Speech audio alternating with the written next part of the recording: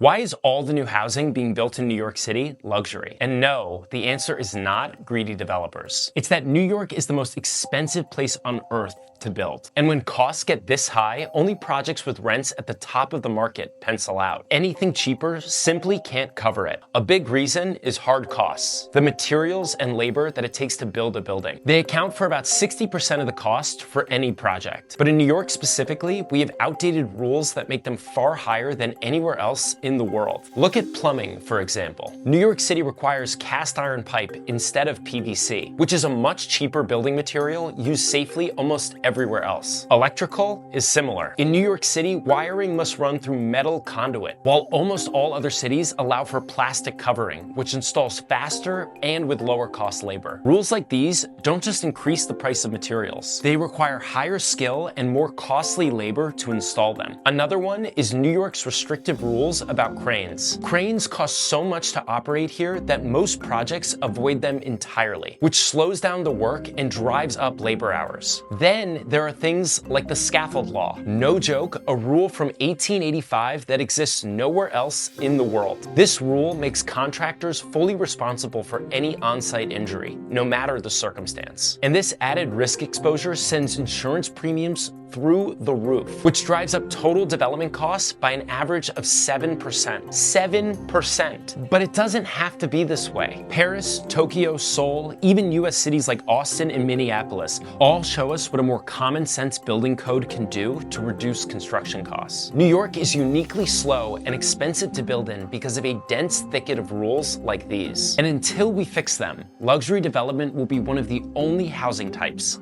that can survive the math.